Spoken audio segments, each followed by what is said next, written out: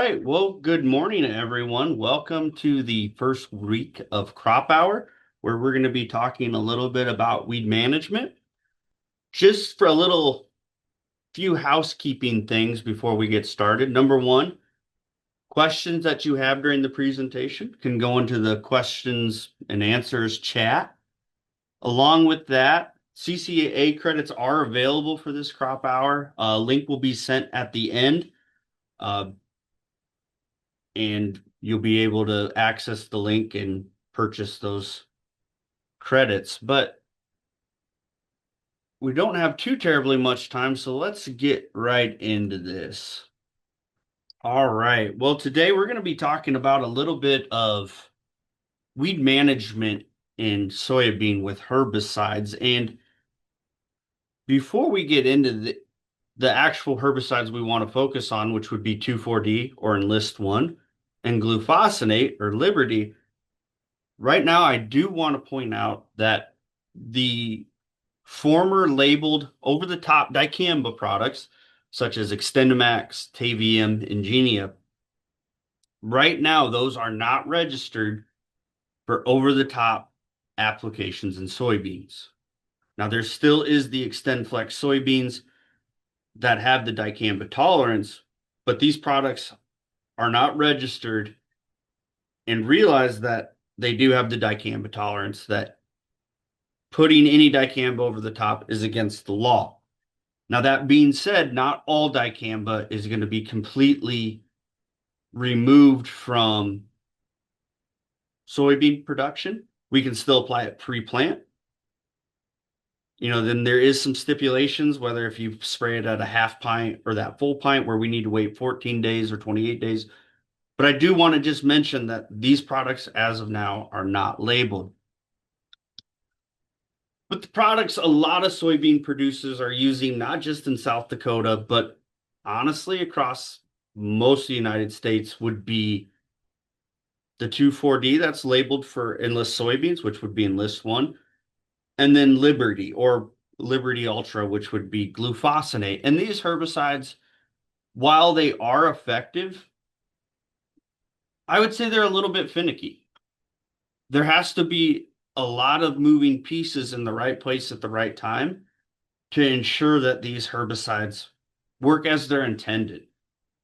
Now, just kind of looking into what we need to have going right for these herbicides to work. And the first one I want to look at, would be 2,4-D or Enlist 1.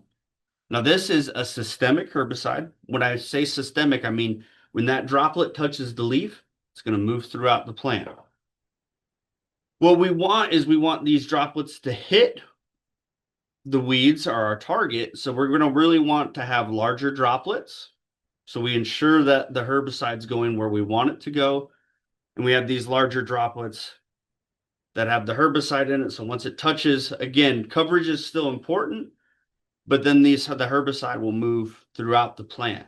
And something else that we should keep in mind with any herbicide is we want to spray weeds when they're small, 2 to 4 inches, not 2 to 4 inches, right? I mean, we want to have small weeds.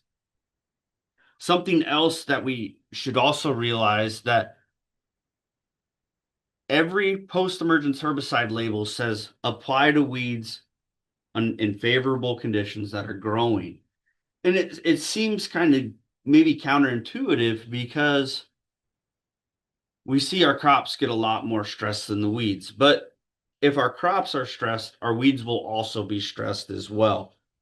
And if we're applying this to weeds that are stressed, normal plant functions shut down. The herbicide's not going to be moving throughout the plant. Maybe it's a drier condition, so we have a few thicker cuticle, that waxy layer on the leaf.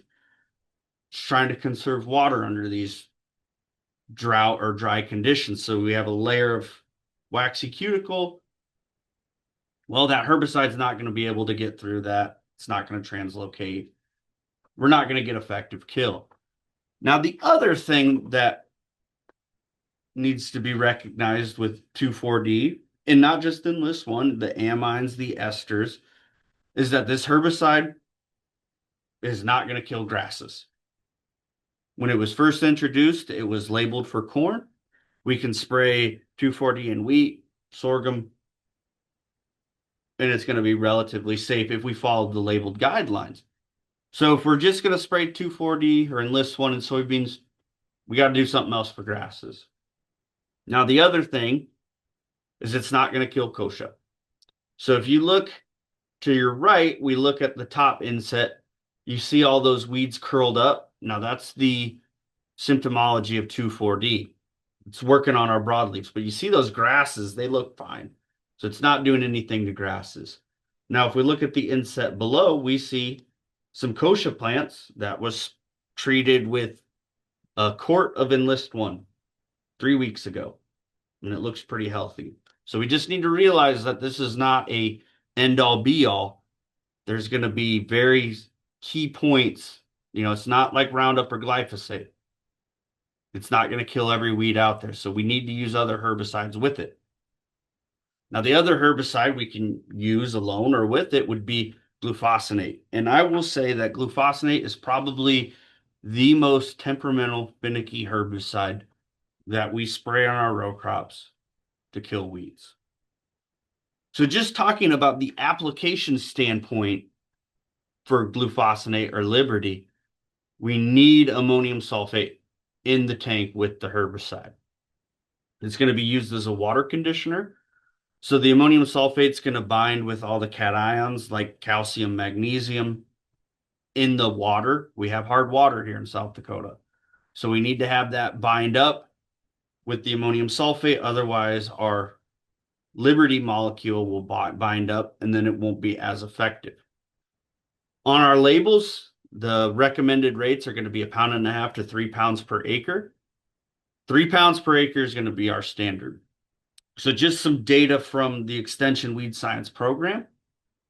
If you look to your right, we have a graph that has 1 pound per acre of AMS or 3 pounds per acre of AMS. And then we look on the y-axis, we have our percent control.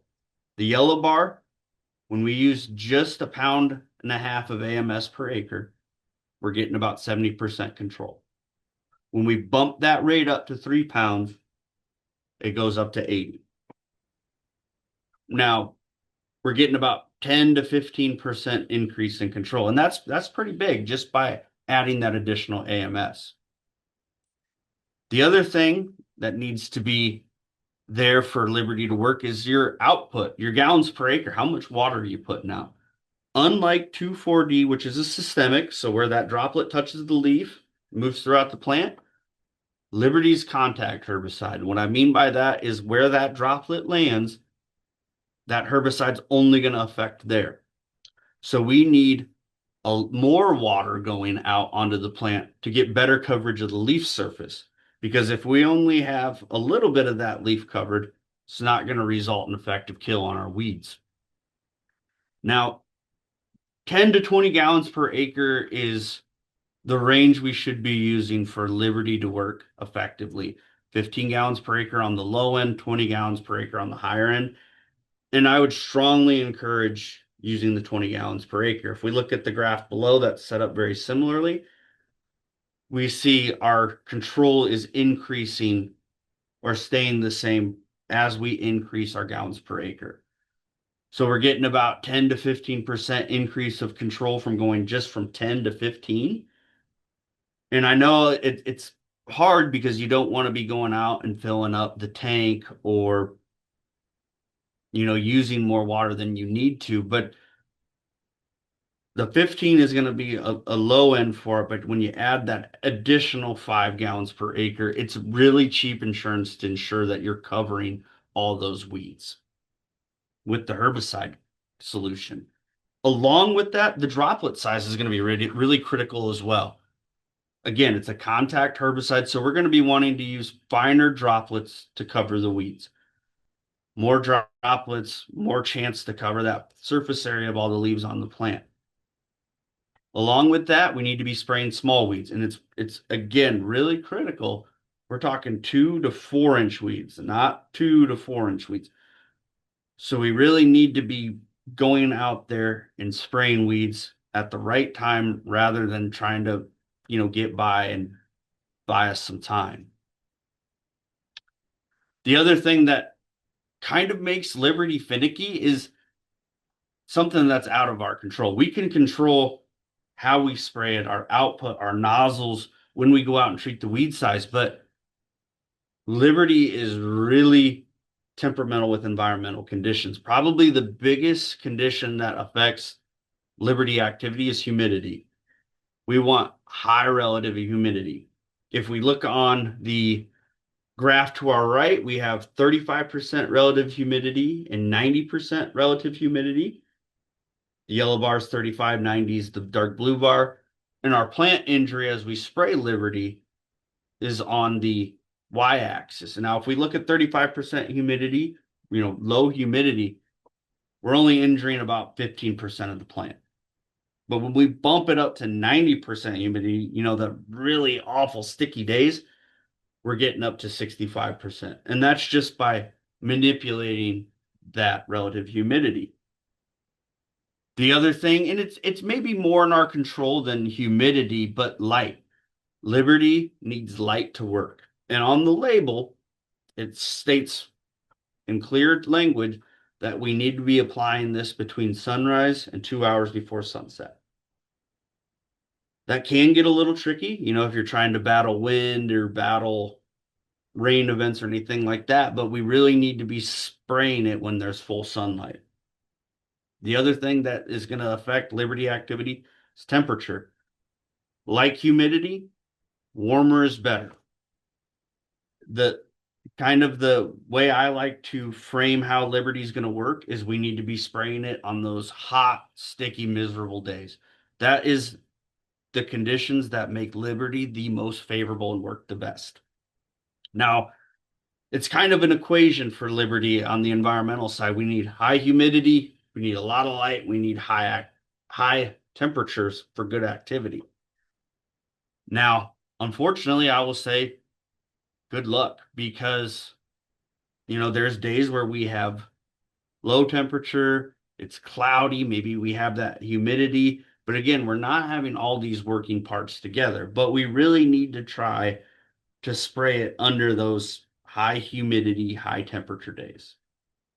Otherwise, it's not going to work as good as we can. Now, I mentioned the light, and I think if you've been around Liberty before, you kind of know that it needs light, and you may know that it needs humidity and temperature, but I'll be honest, I've sprayed a lot of Liberty, and the one thing I've never tried was spraying it under poor light conditions. So something the extension weed science team was curious about was how much of a difference does it make when you spray Liberty in the day versus the night? And what stemmed from that was, midday, what happens in South Dakota? 20, 30 mile an hour winds.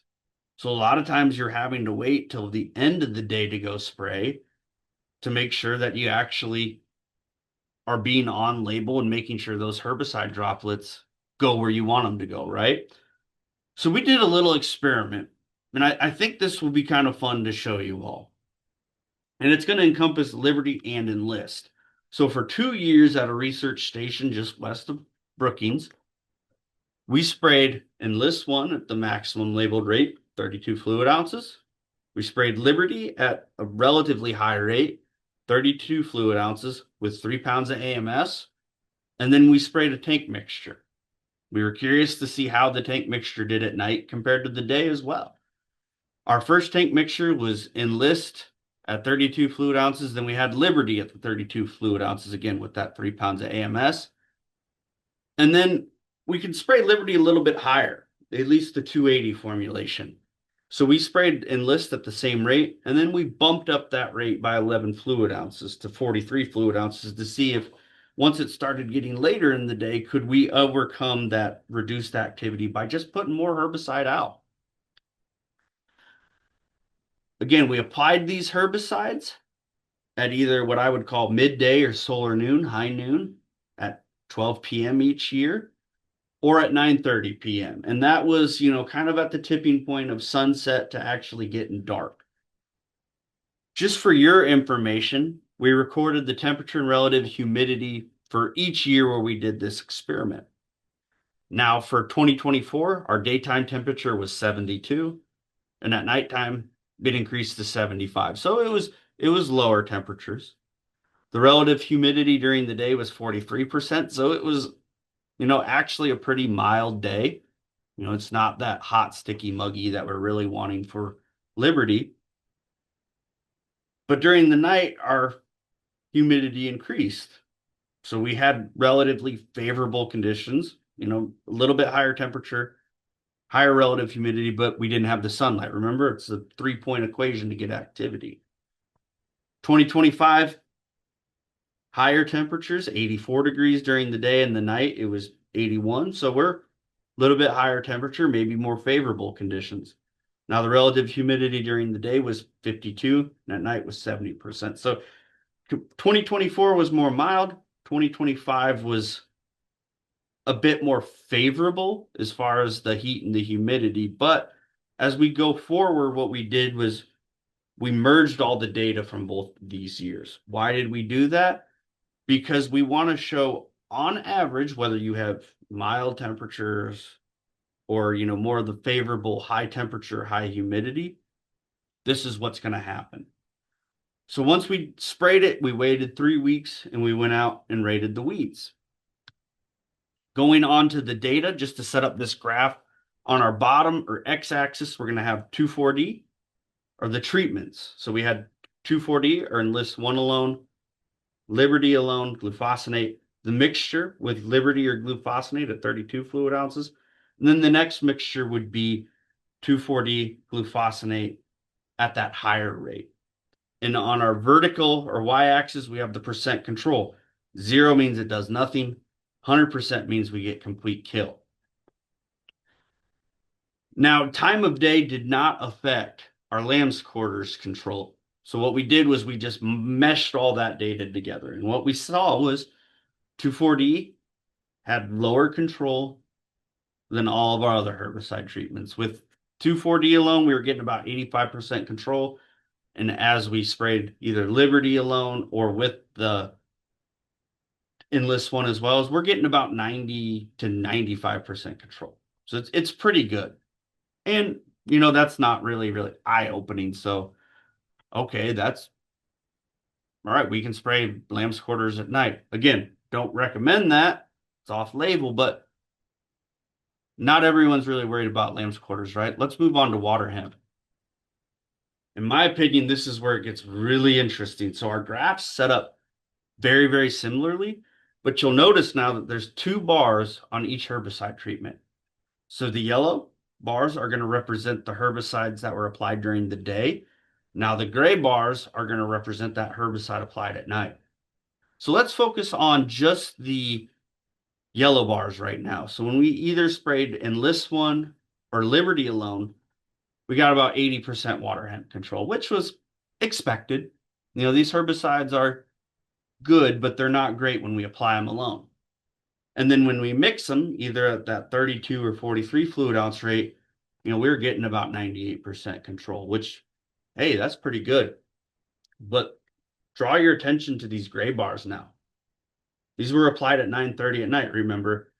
So when we apply these 2 herbicides alone at night, we dropped from 80% down to 60% control. Now, 2,4-D really doesn't have any labeling on it about applying it during the day or the night. But we saw a dramatic decrease in control. And as we move on to the tank mixtures, we see that our control bumped back up again by 20%, but it's still not great. And it's even reduced compared to our tank mix applications during the day, which was honestly pretty eye-opening, right? We don't ever think about the Enlist having a time of day effect. We know Liberty does. But this is the consequences you have as if you're kind of pushing a long day or, trying to beat the wind. If you're starting to get close to that sunset time or shortly thereafter, it's really not going to benefit you to spray honestly either of these herbicides alone or in mixture. Now, I really love data, but I think pictures are also worth 1,000 words, right? So just to set up what we have here, the top row of pictures were sprayed during the day, as denoted by the sun, and the bottom pictures show these herbicides being sprayed at night, denoted by the moon. Now, our first set of pictures is just Enlist alone. We saw that our water hemp and lamb's quarters control wasn't great with just that herbicide by itself. But if we look at the picture on top compared to the bottom, a lot more weeds when we spray it at night, right? Similar story with Liberty. On top, during the daytime application, it's not great, but there's a lot less weeds compared to when it was sprayed at night. Now we move on to the tank mixture. Again, the comparison to the day and night, it's hard to tell with the picture, but there's still weeds there. And again, I think it's really important to try to really, it's out of your control, but try to time the application of these herbicides under the favorable conditions because, if you have to go out and respray it again, nothing's cheap anymore. So it's probably worth your time to, sit down and plan out when you want to spray this and not just try to go and get as much acres covered as possible. All right. Well, we saw the poor control, at least with water hemp, when we spray it at night. Well, what about soybean yield? Well, similar to our lamb's quarters control, we didn't see a difference between the soybean yield between daytime and nighttime applications. So what we did was we just smashed all the data together. Graph set up similar with our treatments on the bottom. And then on the vertical axis, we have our yield in bushels per acre. Non-treated yielded about 35 bushels per acre. Again, expect it. There was no herbicides put on it. But what I thought was very interesting is despite even the lower water hemp control or even the lower lamb's quarters control with just 2,4-D or Enlist one alone, our soybean yield wasn't different from any of these treatments, whether it was applied during the day or night. Again, it didn't matter. I mean, we were still getting control of our weeds, but it didn't really impact our yield. And we were getting about 50 bushels to the acre, which honestly is not terrible. It's not great, but this is small plot research. We're not fertilizing or anything. So that was actually kind of remarkable. So kind of to wrap that up, and just trying to show you if you miss one piece of the puzzle, it really affects your herbicide activity. Time of day was important for managing water hemp. Now, it didn't really show anything for lamb's quarters between these 2 years, but it's likely important for other herbicides or other weeds as well, right? I mean, it's not just water hemp that's out there. It could be kochia, could be velvet leaf, it could be ragweed, something like that. But it's really important to make sure you're getting all these pieces together to ensure you're getting effective weed control. That being said, though, the soybean yield was relatively high compared to the, relatively poor water hemp control, especially when we just sprayed Enlist One or Liberty alone, right? We were getting 60% control, but we were still getting decent yields. So is that something that we're just going to want to write off? I'm going to say no. Now, if we look at the inset on the bottom, it's probably exaggerated. I know for a fact it's exaggerated, but those weeds that are surviving, even though we didn't have a yield loss, those weeds are surviving and they're producing a lot of seeds. Even if, we conceptualize it as we're treating a section and there's 100 weeds on that section, which that'd be nice, wouldn't it? Only 100 weeds per section. But let's just think about if we sprayed the herbicides at night and we got that 60% control. 40 of those weeds are still going to make seeds. Let's say they produce 1,000 seeds per acre or 1,000 seeds per plant, excuse me. Think about that number of seeds that are getting produced going into that soil seed bank. You're going to have to do something about that in future years. It's not just we got decent yield, no problem. If we're not managing those weed seeds, this is why we're spraying herbicides year after year, year after year, because, there's some escapes and, there's always going to be a few escapes, but we really need to be diligent on reducing the amount of escapes. So we're having less weed seed produced. So we're not having to intensely manage weeds in the subsequent crop. The other questions that gets brought up to me in the extension weed scientist role is we got, these two herbicides, Enlist One and Liberty. We can mix these herbicides, as we showed in this before. I mean, we can tank mix the herbicides. A lot of people like to tank mix herbicides because it's reducing the amount of trips throughout the field. You're increasing your spectrum of weed control. But we can also sequentially apply these herbicides as well. And what I mean by sequentially, we spray, let's say, Enlist One first, and then we come back 12 days later, which is the restriction on the Enlist One label, and we spray Liberty, or we spray Enlist One again. And a lot of calls are coming up are saying, well, what's better?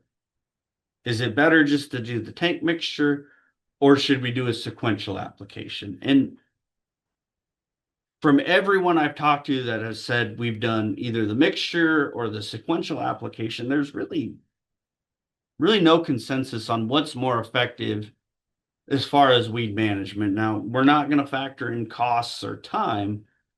We're just going to look at the effectiveness on the weed control as itself. Well, since we're getting a lot of calls on it, it's obviously a problem. And if there's no consensus on what's better, the Extension Weed Science Program decided to take this to the field. We need some data to back up our recommendations. So we did a field experiment in soybean looking at, again, what's better, a tank mixture or sequential applications. So our two herbicides, again, were Enlist One and applied at 32 fluid ounces, and then we had Liberty applied at 32 fluid ounces with AMS at 1.5 pounds. Again, that's on the lower side, but we're also doing this to try to tease out differences. So if we did the 3 pounds, maybe we would just kill everything, which on the practical, production side, that's what we want. But from the research side, we're trying to make little changes so we can see what works better. After saying that, I want to point this out right away. We sprayed weeds that were 6 to 8 inches in height. That's off label for both of these herbicides. But again, we're trying to make these little differences so we can tease out what's going to be better. Now, when you spray these on smaller weeds, it's probably going to be better. But again, we're trying to tease out some of these smaller differences. So we sprayed these weeds when they are originally 6 to 8 inches in height. And then our sequential herbicide application was made 12 days later. On Liberty, the Liberty label, sequential applications of Liberty again can be made 7 days after the first treatment, but on Enlist, it needs to be made 12 days later. So we'd use the most restrictive time interval between it, so that's why it's set at 12 days. We did 15 gallons per acre. And the other thing I want to mention is we used AIXR nozzles. We chose that because it was the most appropriate for Enlist One. Probably not the most appropriate for Liberty. It's a little bit more coarse, but it's probably the best compromise for the mixture as well. So instead of changing all the nozzles using TTIs or Turbo Ts and XRs, we just went with one straight nozzle and went from there. Now on your right, we can see a treatment list, and I want to just walk you through, again, the treatments we did. So if we look at the very first one, it says initial, Enlist One. And then after that, no sequential treatment. So this is just one shot of Enlist One on a 6 to 8 inch weed. And you keep that in mind as we go forward. The next one is Enlist One followed by Enlist One. And then we had Enlist One followed by Liberty. Now we did this same treatment structure but we sprayed Liberty first. So we had Liberty with no sequential treatment. And then we had Liberty followed by Enlist 1 and Liberty followed by Liberty. And the last treatment we had was the mixture. Just Enlist 1 and Liberty, smacked it together, mixed them up, sprayed it. No sequential application. Now what we did was, instead of our normal 3-week after treatment ratings, we waited 28 days after our initial herbicide treatment to do some weed evaluations. Now let's kind of dig into some of this data. So the first weed we'll look at over 2 years of data is going to be common lamb's quarters. On the bottom axis, or our x-axis, we have our herbicide treatment. So it'll be Enlist 1 FB, which stands for followed by, Enlist 1 followed by Liberty. And then we have Liberty alone, Liberty followed by Enlist 1, Liberty followed by Liberty, and then the tank mixture. And that structure and order for these herbicide treatments are going to be the same as we move through the presentation. On our vertical axis, we have our percent control. Again, at 0, that means no weed control, and 100% is complete weed control. So just looking at the general trend of this graph, and I don't know if we really need to focus on each individual treatment, but for the most part, all of our treatments work fairly well. We were getting at least 85 to 95% control with all these treatments. Now, the only one that stands out as not reaching that would be the Liberty. We got 50% control. Well, remember, we need to spray weeds smaller in size. So it's just highlighting again that if we're spraying weeds that are too large, outside that 2 to 4 inch range, it's not going to be good. So even though we were trying to do things right with our 15 gallons per acre, relatively appropriate droplet sizes, we were doing it during the day when we had sunlight, temperature, humidity, but again, we're not going to outspray a big weed when we're trying to do everything right. But again, so here we see that either if you have the sequential or the tank mixture, a lot of these herbicide treatments are performing very similarly. Our next weed is going to be yellow foxtail. Graph set up very similarly, but what I want you to draw attention to is Enlist 1 and Enlist 1 followed by Enlist 1. There's no bars there. Remember, Enlist 1 doesn't have any grass activity. So if you just spray Enlist 1 or do 2 shots of Enlist 1, you're going to have a lot of grasses. So again, we need to be aware of what weed species are in our field as we tailor our herbicide programs to them, and not just assume and think, well, Enlist 1's a good herbicide, we'll just put it out there and we'll be good.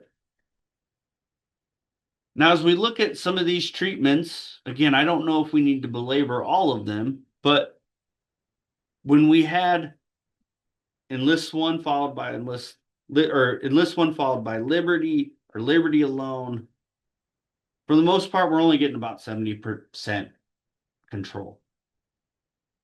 So we don't have really any effective herbicides except for when we do Liberty followed by Liberty. So Liberty has decent grass control, or decent grass activity, if you will.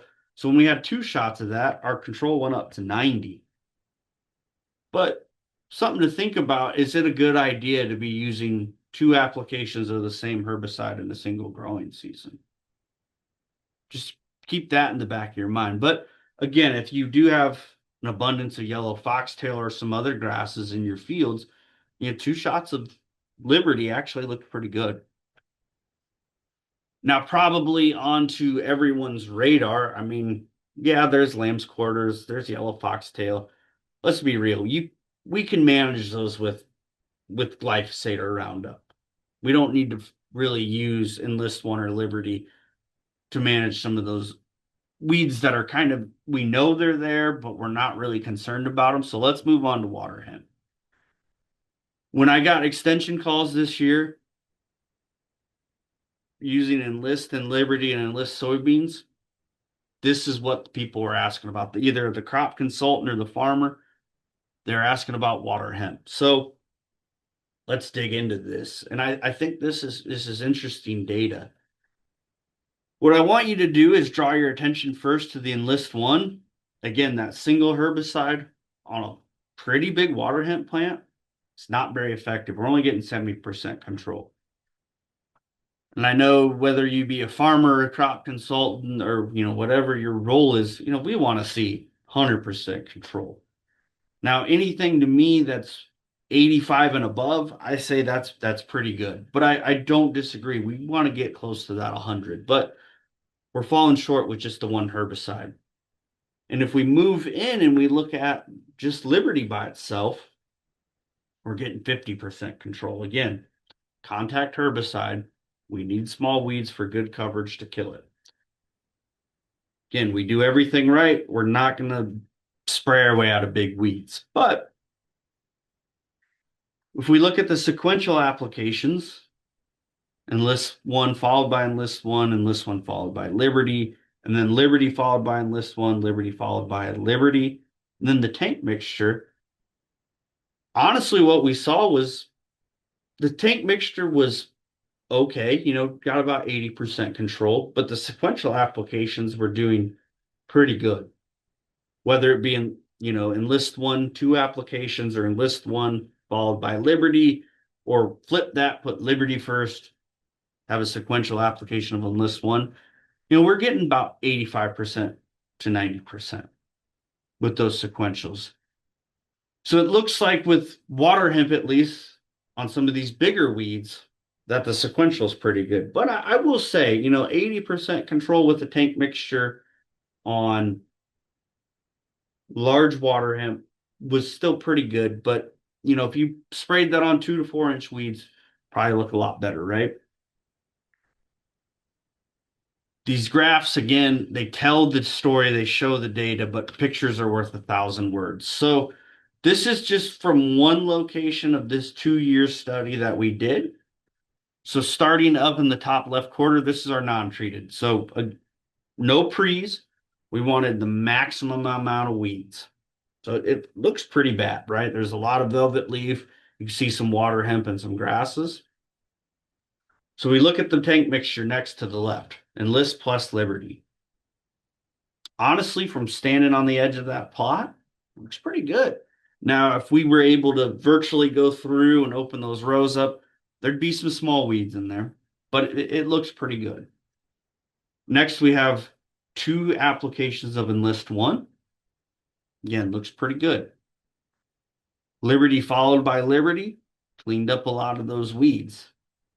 But even when we use the 2 unique herbicides, not just doing the application of the same herbicides, it still looks pretty clean. And, I think just to conceptualize this, depending on what you're going to want to do, these herbicides work well when you use them in a mixture or you do some sequential applications. Now, I want to be inclusive in this. And, I said earlier that Enlist One or even 2,4-D amine or ester does nothing on kochia. So I don't want to put in a lot of emphasis on this, but if we're going to have kochia as our problem, I just want to highlight that, a lot of the times in soybean, we were really reliant on the dicamba products that we could spray over the top. Extendamax, Ingenia, Tavium, again, they worked really good on kochia, but they're not going to be registered. So another little trial that we did, we only have 1 year of data of this, but I do want to highlight that if we're using some of these tank mixtures on effective herbicides, we can actually take care of our kochia with Liberty and some other herbicides. So to set up these little insets on our far left, we have our non-treated. There's a lot of kochia in this little area. Next, we have Cobra, which is a PPO inhibitor, the bean burner, right? It's pretty good on kochia. Here we sprayed it at 12.5 fluid ounces. It did okay, not great. The next one we have is Liberty, sprayed at 32 fluid ounces. Doesn't look great. I will say that this was sprayed early in the year, so it was chillier out, right? It wasn't very warm. We had low humidity. But what I do want to point your attention to is when we had this tank mixture, looked pretty good. So again, there's options, and I think if we're using herbicides in a way that we increase the horsepower, right, such as a tank mixture, we do have options to manage our weeds, even the really difficult ones like kochia to manage without the dicamba. We still have some options. Now, what can we conclude on this? The one thing I think we can see is that the most effective combination of how we apply this herbicide is going to be dependent on weed species present. For example, if we were going to do 2 applications of Enlist 1, probably you're going to have a ton of grasses. Or, if we have some of these other things like, the tank mixture and we have a lot of water hemp, maybe would the sequential application be more effective? And it's a little outside of this research, but it really does highlight the need for other herbicide and other tools. Pre-emergence herbicides. Obviously, these herbicides aren't great on grasses alone unless we spray Liberty twice, but we have other tools. We have clethodim, select, we have fusilade, we have post, we have these grass killing herbicides. So we need to use all the tools in the toolbox, right? Liberty and Enlist are great herbicides, but I don't think they're going to be the end all be all or the silver bullet. And the other thing I want to say is with the sequential applications, we saw that those were probably the most effective for water hemp management. Now, the tank mixture wasn't bad, about 80%, but to really boost us up to that 90% control, we were seeing really good control, 90% or greater when we did a sequential application of these herbicides. I wanted you all to think about, is it a good idea to be spraying these same herbicides twice in the growing season? I want you all to think about what you should do. And I had that little picture that showed even if you used Liberty followed by Enlist, it looked just as good as doing 2 shots of Liberty. And that's for a resistance management standpoint, right? We sprayed the same herbicide over and over again. Not trying to pick on glyphosate or Roundup, but we sprayed glyphosate 1 time, then it didn't work so great, so we sprayed it 2 times. Now, for kochia, water hemp, glyphosate or Roundup doesn't work because we selected for resistant plants. So when we use these different herbicides, hopefully we're not selecting for those resistant ones. And it didn't seem that the order in which we applied these herbicides seemed to matter. Although the sequential applications were the most effective for water hemp management, again, the weed that we're really kind of focused on,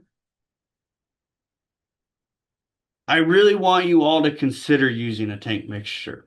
Now, we looked at the 12-day interval to be within the labeled time frame. A lot can happen in 12 days. We can get rained out. There can be wind. Weeds that didn't die can still grow. There can be some personal things that happen. Maybe you have to go on vacation or whatever, right? But a lot can happen in 12 days. So if we look at not being able to timely make that sequential application or at all, we saw a lot of decreased control with just having those herbicides applied by themselves. So if you can't get out there in time, I mean, you're having a lot of gambling on this sequential application. So I think, again, and you got to realize we sprayed 6 to 8 inch weeds. So again, it may be a little bit exaggerated on our control decrease, but I think it is really applicable because even if you go out and spray 2 to 4 inch weeds, there's going to be weeds that are bigger. Weeds they don't grow uniformly like our crops, unfortunately. So again, if we hedge against having these escapes, if you will, or weeds that aren't going to get controlled, a tank mixture can do a lot for us, right? We saw that 80% control compared to the 50 or 60, right? We gained in 20% just by putting those herbicides in there. As well as we're also going to increase our spectrum of control. If we just sprayed Enlist 1 first and we got maybe rained out, going to have a lot of grass pressure later in the season. Might correlate to a yield loss. But when we also have that tank mixture too, we're reducing the selection pressure. So if we're having both those herbicides in there, they're working together to kill those weeds. I like to kind of illustrate this instead of using my hands to describe it. So when we use multiple herbicide groups in a mixture, for example, we're going to use herbicide A and C. So when we spray herbicide A, we're going to kill weeds that are resistant to herbicide C, as well as some weeds that are going to be resistant to herbicide B. But if we were just to spray that herbicide A, we're going to leave the weeds that are resistant to herbicide A. That's why when we have that mixture together with herbicide A and C, now we're going to pick up the weeds that are resistant to herbicide A and B, but not C. But we don't need to worry about that because we have herbicide A in the mix as well. So when we have that tank mixture, hopefully we minimize the weeds that are resistant out there because weeds, they have these natural mutations that cause them to be resistant. It's just a spontaneous event. So we can have weeds that emerge or seeds that are produced that are resistant. And when we do this, again, we're hedging our bets. We're making sure we don't have any weeds survive that have these resistance traits that produce thousands of seeds that we got to manage later. So using something like a tank mixture, we're making sure we don't have any weeds that are resistant. And again, we're increasing our spectrum of control. So hopefully we're killing more of those weeds. When we think about resistance, I mean, it's something that, we know about, but we also need to realize, we don't have that many tools to manage weeds, even in soybeans. I want to kind of, again, illustrate what I mean by we don't have very many options. So when we look at just our effective herbicides in soybeans, this comes from our pest management guide. So all the herbicide listed are the ones that are effective at managing water hemp. The ones that are blued, those never work. So things like clethodim or other grass killers or, Basagran, something like that. So if we look at all the white boxes with a herbicide in there, we have some options. But we have resistance now here in South Dakota. So we're going to lose Roundup or glyphosate and all our ALS inhibiting herbicides. So things like Classic or Harmony or Pursuit. Now, as far as we know, take that with a grain of salt. Our PPO inhibiting herbicides still work, right? Our soybean burners, things like Cobra, Flex Star, Ultra Blazer. But when we think about herbicide resistance in states that touch South Dakota, so North Dakota, Nebraska, Minnesota, and Iowa, they're not that far away. So if we think about the resistance profiles they have and we add it to this chart, the only thing left we have is Liberty. Now think about using Liberty over and over and over and over again. We could really start selecting for resistant individuals pretty quick. Okay, maybe you're thinking, well, I'll just go to corn. I don't care. We got plenty of options in corn. Well, let's work through this again, thinking about resistance. Set up very similarly. The products that aren't blued out are the ones that are effective. The ones that are blued out never work.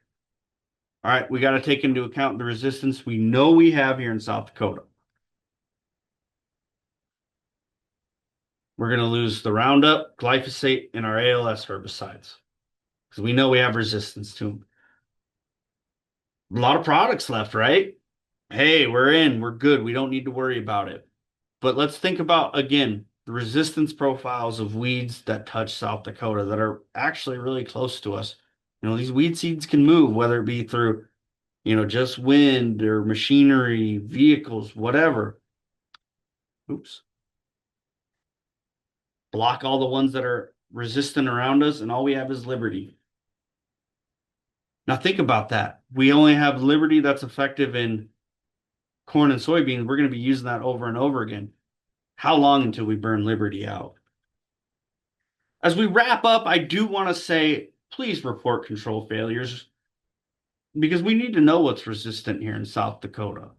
I mean, we know that there's ALS herbicide resistance, we know there's glyphosate resistance, but we really need to understand what other herbicides are still working here in the state because, we need to have a good inventory of what herbicides work. And right now we are doing a herbicide resistance screen across the state. We've been collecting water hemp and kochia. We've had a call for farmers submissions. If you've submitted any samples, we greatly appreciate it. But as of now, we're going to be able to inventory and see what works for us. And if we do have any unknown resistances that has not been officially confirmed. We're getting close on the end of time, but there's something else I really want to talk about as we wrap things up because a lot of this was, we kind of had our blinders on just talking about 2,4-D or Enlist One or glufosinate Liberty.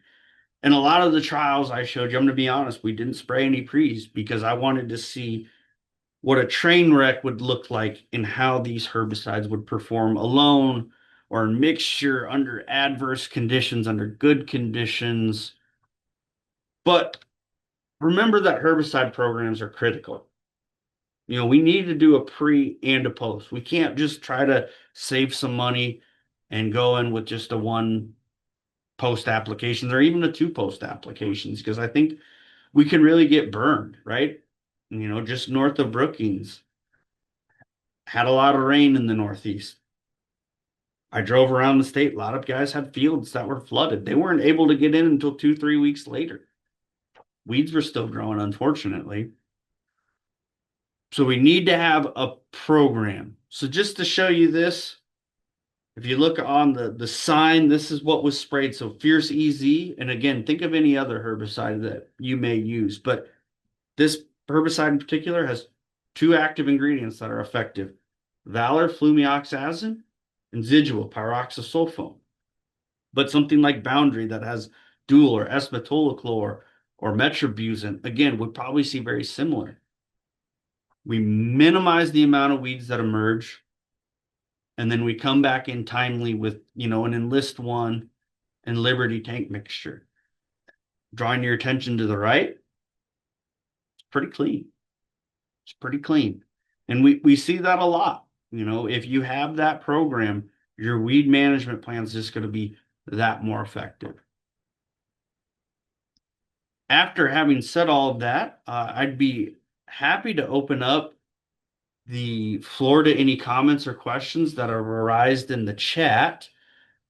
And my contact information's up there. I always say I'm happy to help. That's my job. Love to talk weed management. So give me a call or send me an email. And again, happy to share any information I have. And it doesn't have to be on just Liberty or Enlist One as well. So Eric, you did have a question early on. Yep. It was at 10:12, so it would have been one of your early topics asking about is better performance at high humidity due to a thinner cuticle? Yeah, that's a great question. So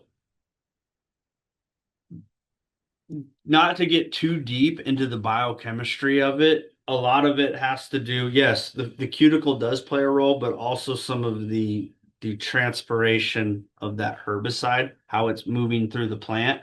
But the high humidity with moisture and things like that, it does play a role as well. But that's a really great question. And it there's just a lot that goes on with it. And we can still have, some and a lot of the times that higher humidity is going to be because there's moisture in the air. Obviously, there's been rain, right? If we think about central South Dakota, we usually have that lower humidity because there's not as much rainfall. And so it probably is going to be correlated with that thinner cuticle, but also how that plant is conducting normal processes as well. helps that herbicide work better. And that's true with some of the other herbicides as well. The other thing with higher humidity is the air is saturated with moisture. So when that air is saturated with moisture, things don't dry as fast. And we spray that herbicide droplet, it's going to stay wet on that leaf surface compared to with lower humidity. That herbicide droplet can dry up faster and it's not going to move through the leaf surface. But that was a great question.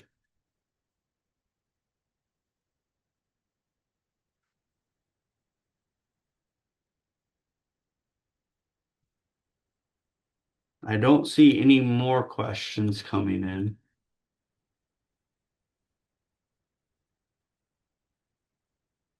You can type your questions in the Q&A or the chat, so we'll give it a second here.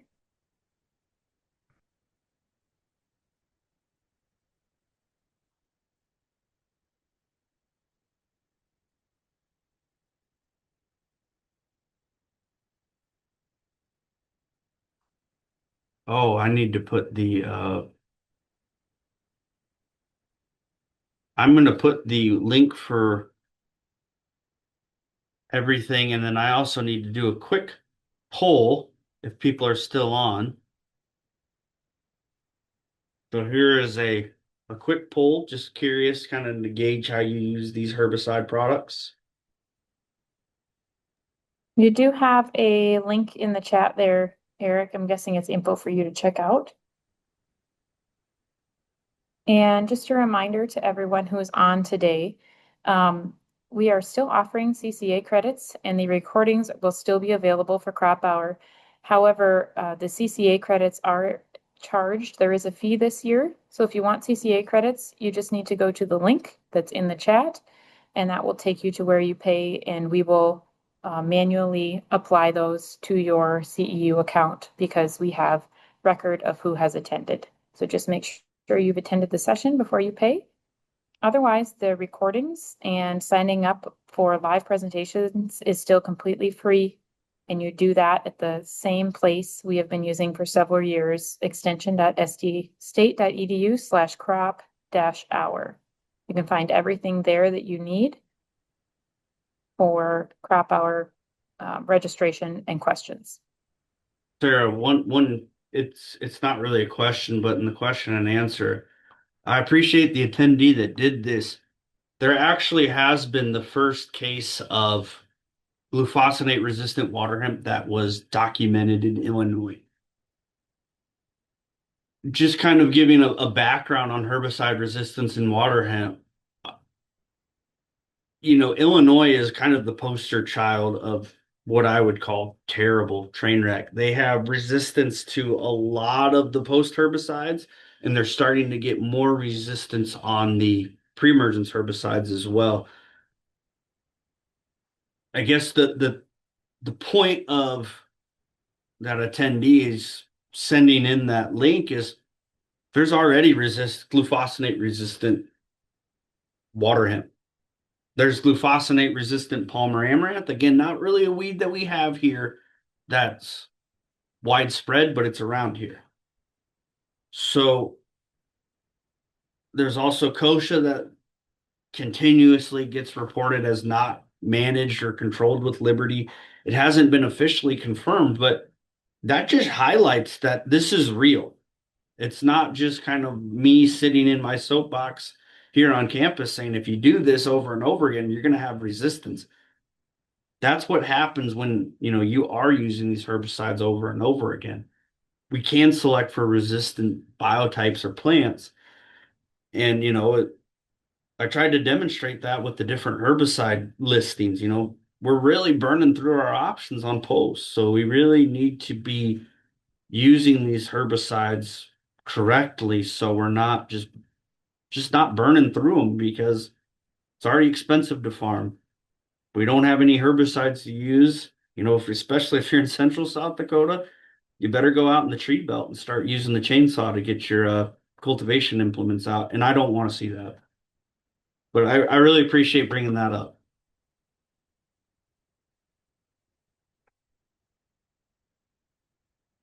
Well, we are wrapped up at 11 o'clock. I do appreciate everyone sticking around, and we will see you tomorrow to go over some weed management and some of the pasture and range and specialty crops. Thank you, and we'll see you all tomorrow.